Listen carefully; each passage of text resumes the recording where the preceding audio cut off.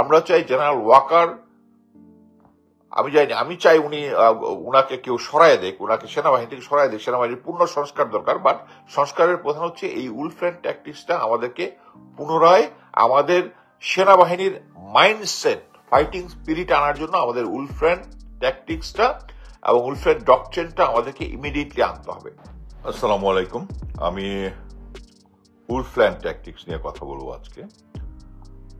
আমরা সবাই জানি যে আমরা বিভিন্ন সময়ে, আমি বিভিন্ন টক শোতে বলেছি যে আগে আমরা যখন সেনাবাহিনীতে প্রশিক্ষণ নিতাম তখন ফিল্ড ট্রেনিং এক্সারসাইজ বা যেটা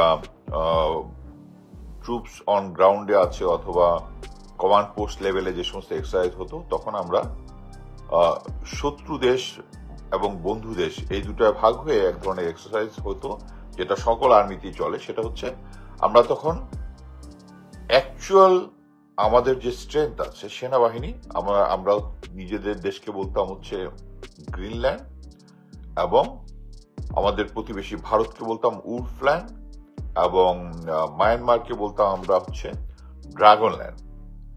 এছাড়া অন্যান্য এক্সারসাইজের সময় বিভিন্ন ক্ষেত্রে যদি পাকিস্তান আসতো তাহলে পাকিস্তানের নাম ছিল ইয়োলোল্যান্ড আর চীনের নাম ছিল হচ্ছে পিঙ্কল্যান্ড। আর একইভাবে ভারত যখন তাদের প্রশিক্ষণ পরিচালনা করে তখন তারা নিজ দেশকে বলে হচ্ছে স্বর্গরাজ্য এবং পাকিস্তান হচ্ছে তাদের নরক রাজ্য আর চায়না হচ্ছে চন্ডাল রাজ্য। সো এটা একটা ওল্ড এজ প্র্যাকটিস যেটা আমরা ব্রিটিশ আর্মি থেকে হেরিটেজ করেছি। সেইভাবেই চলতেছিল আমাদের স্বাধীনতার পর থেকে। আমরা যখন কোনো এক্সারসাইজ করতাম, এক্সারসাইজ কি জন্য করি, যে কোনো সিচুয়েশনে যদি যুদ্ধের পরিস্থিতি সৃষ্টি হয়, আর যুদ্ধের পরিস্থিতি সৃষ্টি হলে কারা হবে ইমিডিয়েট নেইবার, যারা, এটার সম্ভাবনা সবচেয়ে বেশি। আধুনিক যুগে আমরা কারোর সাথে বন্ধুত্ব না, কারোর সাথে শত্রু না, কিন্তু আমাদেরকে একটা এক্সট্রিম সিচুয়েশন এবং কেউ পার্মানেন্ট বন্ধু না, কেউ পার্মানেন্ট শত্রু না। সো আমাদের নেইবার যেহেতু ভারত এবং মায়ানমার, এবং তাদেরকে শত্রু ধরেই আমাদেরকে প্রশিক্ষণটা পরিচালনা করতে হবে। সো এটার জন্য আমরা কি করতাম সেটা হচ্ছে আমাদের মিলিটারি ট্রেনিং ডাইরেক্টর যেটা ডিএমটি, এটার একজন ব্রিগেডিয়ার জেনারেল হচ্ছে এটার পরিচালক, তারা এই শত্রু দেশের সম্বন্ধে বিভিন্ন তথ্য উপাত্ত সংগ্রহ করে এগুলো বই আকারে আমাদেরকে বিভিন্ন ট্রেনিং ইনস্টিটিউশনে দেওয়া হয়। যেমন উলফল্যান্ড ট্যাকটিক্স। উলফল্যান্ড ট্যাকটিক্সটা কি? এটা হচ্ছে ভারতের যে প্রশিক্ষণ, আমরা যে এরকম প্রশিক্ষণ নেই আমাদের দেশের ট্যাকটিক্স, যেটা আমরা যখন অ্যাটাক হয় বা ডিফেন্স হয় বা ট্যাকটিক্যাল রিডিপ্লয়মেন্ট হয়, এগুলা অপারেশনাল টার্ম, যারা সিভিলিয়ান হয়তো বুঝতে পারবেন না। তারপরে মাইনর অপস কিভাবে পরিচালনা করি তার একটা গাইডলাইন দেওয়া আছে। এগুলো কিন্তু বলি এগুলো হচ্ছে গাইডলাইন। এটার মানে এটা হচ্ছে এটা কনফার্ম মানে ওইটাই ফলো করবো তা না, বাট এটা হচ্ছে গাইডলাইন। এবং ভারতের ওরকম একটা গাইডলাইন আছে, সেটা হচ্ছে উলফল্যান্ড ট্যাকটিক্সে আমরা আমাদের অফিসাররা যারা ভারতে প্রশিক্ষণে যায় বা আগের থেকে যে সমস্ত জিনিস ছিল, আমরা যখন একসাথে ছিলাম ব্রিটিশ আর্মির অধীনে, যে সমস্ত ট্যাকটিক্স এবং পরবর্তীতে তারা এই ডক্টরেটটা, যেমন আমরা যদ্দূর জানি আমরা মেজর অপারেশনের মধ্যে শুধু অ্যাটাকের ট্যাকটিক্সটা ইয়ার কিছুটা ভিন্ন, ভারতেরটা কিছুটা ভিন্ন। আমরা নর্মালি যখন অ্যাটাক করি তখন সামনে একটা ফায়ার বেস তৈরি করি, মানে যারা ফায়ার সাপোর্ট দেয় আমরা তখন যে কোনো ফ্ল্যাঙ্ক থেকে তাদেরকে অ্যাটাক করি শত্রুকে। বাট তারা করে হচ্ছে ফার্ম বেস। ফার্ম বেস মানে হচ্ছে শত্রু ডিফেন্স লাইনের সামনে তারা আরেকটা ডিফেন্স দেয়। এটাকে আমি বলবো যে ট্যাকটিক্স না বলে আমি বলবো this a matter of guards. আমি একটা জায়গা দখল করতে যাচ্ছি, এটাতে ডিটারমাইন, মানে আগেই ধরে নিচ্ছি যদি অ্যাটাক ফেল হয় তাহলে যেন এই গ্রাউন্ডটা আমি ধরে রাখতে পারি, মানে এটা some sort of mindset. Anyway, আমরা উলফল্যান্ড ট্যাকটিক্স কি জন্য পড়তাম, যে যদি শত্রু দেশের সাথে আমাদের যদি যুদ্ধ লাগে তাহলে তাদের অপারেশন, তারা যখন অপারেশন পরিচালনা করবে তাদের মাইন্ডসেটটা বোঝার জন্য। সো আমরা যখন ধরে নেই যে আমরা যদি সিলেটের কোনো একটা অপারেশন করি, আমাদের এখানে আছে 17 ডিভিশন, ওদের আছে 20 মাউন্টেন ডিভিশন। সো এই মাউন্টেন ডিভিশনের মধ্যে কতগুলা ব্যাটালিয়ন আছে, আমাদের কিন্তু ওই মাউন্টেন ডিভিশন অর্গানোগ্রামের একটা বই আমাদের কাছে আছে এবং একটা না, মানে মাল্টিফেরাস। তাদের যেহেতু প্রদেশ লেভেলের বিভিন্ন প্রদেশের নাম উল্লেখ করে ওখানে ব্যাটালিয়ান আছে, আর ডোগরা ব্যাটালিয়ান, জাট ব্যাটালিয়ান, শিখ ব্যাটালিয়ান, এই যেগুলো আছে, মাউন্টেন ডিভিশন, তারপরে ফ্রন্টিয়ার ফোর্স, প্রত্যেকটা ফোর্সের কিভাবে তারা অপারেশন পরিচালনা করে এবং তাদের ড্রেস কি, তাদের ডিপ সাইন কি, তাদের গাড়ির ট্যাগ নাম্বার কি, যাতে যে কেউ সামনে যখন যুদ্ধের সময় একটা গাড়ি দেখে, গাড়ি দেখে বুঝতে পারে এটা হচ্ছে ওই ব্যাটালিয়ানের গাড়ি বা ওই ডিভিশনের গাড়ি। এই জিনিসগুলো হচ্ছে এই উলফল্যান্ড ট্যাকটিক্স এবং এইগুলোর ট্যাকটিক্স পার্ট 1, 2 আছে। এটা হচ্ছে আমাদের অফিসার সৈনিকদের মধ্যে যখন তারা প্রশিক্ষণ নেয় বা তাদের ব্রেনের ভিতরে ঢুকে দেওয়া হচ্ছে। সো এই জিনিসটা একটা ওল্ড এজ থিং সেনাবাহিনীর। এইটাকে প্রথমে চেঞ্জ করে হচ্ছে 2011 সালে, যখন জেনারেল শফিউদ্দিন, যে পরবর্তীতে সেনাপ্রধান যিনি হয়েছিলেন, জেনারেল আজিজের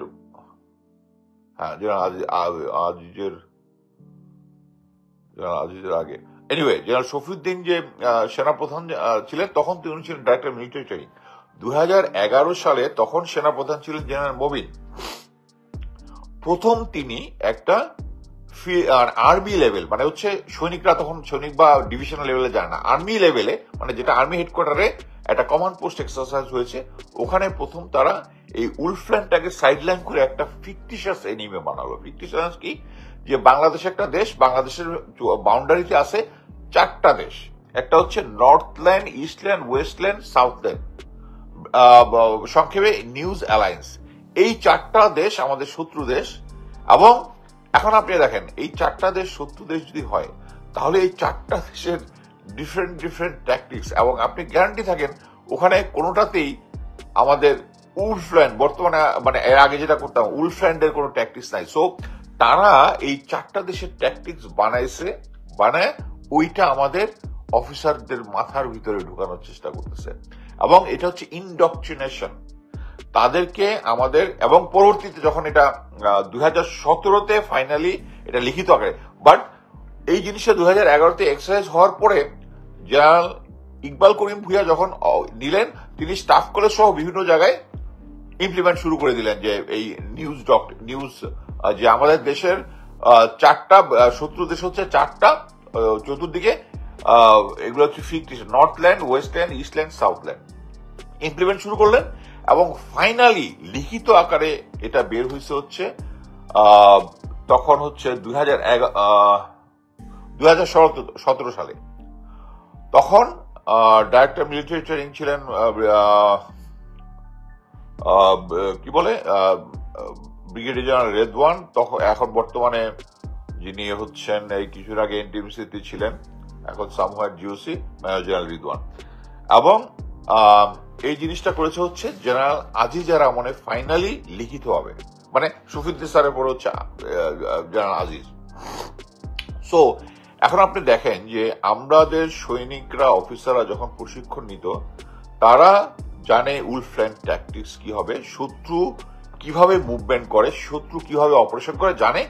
এইগুলা আস্তে আস্তে 2011 থেকে শুরু করে আমাদের অফিসারদের, সৈনিকদের ব্রেন থেকে উলফল্যান্ডটা বের করে দিছে।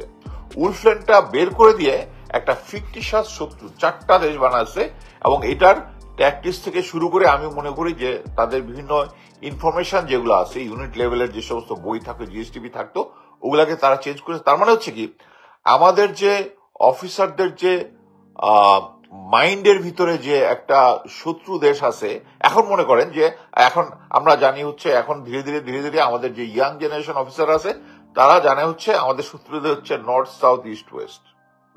এখন যদি একটা ইমার্জেন্সি, একটা সিচুয়েশন, একটা যুদ্ধ অবস্থা যদি চলে আসে, তাহলে নেইবারদের সাথে আমাদের যুদ্ধ করতে হবে বা মায়ানমারের সাথে আমাদের যুদ্ধ করতে হবে। এরকম সিচুয়েশনে আমাদের সৈনিকদের মাইন্ডসেট, অফিসারদের মাইন্ডসেটই কনফার্ম না যে তারা কাদের এগেনস্টে যুদ্ধ করতেছে এবং তাদের মাইন্ডসেটটা কি। কারণ তারা শিখেছে হচ্ছে নর্থ, সাউথ, ইস্ট, ওয়েস্ট হচ্ছে আমাদের শত্রু, বাট অন গ্রাউন্ডে আমাদের শত্রু হচ্ছে ভারত, এবং সেটা হচ্ছে উলফল্যান্ড ট্যাকটিক্স। সো এখন এই সময়ে এটা হচ্ছে খুব ইম্পর্টেন্ট যে আমরা এই দেশ 5ই আগস্টে যে স্বাধীনতা লাভ করেছি পুনরায়, এবং এটা সত্যিকারের ভারতীয় আগ্রাসন যে আমাদের ভিতরে এখনো নাই এটা প্রমাণ করার জন্য এবং ফিউচারের আমাদের অফিসারদেরকে সৈনিকদেরকে প্রশিক্ষণের জন্য এই উলফ্রেন্ড ট্যাকটিক্সটা আনা খুবই জরুরি। আদারওয়াইজ আমরা যুদ্ধের জন্য প্রস্তুত হইলাম না। আমরা যতই ট্রেনিং নিই, শিক্ষিত করি আমাদের নর্থ সাউথ ইস্ট ওয়েস্ট এদের ট্যাকটিক্স শিখে, এটা একটা ফিকটিশন শিখে তো আমি যুদ্ধে যেতে পারবো না। ভারতের সাথে যদি যুদ্ধ লাগে আমাদেরকে উলফ্রেন্ড ট্যাকটিক্স, যেটাতে আমি শত্রু যখন আক্রমণ করবে আমি বুঝতে পারবো যে তারা এই আক্রমণের আগে ওখানে একটা ফার্ম বেস তৈরি করেছে।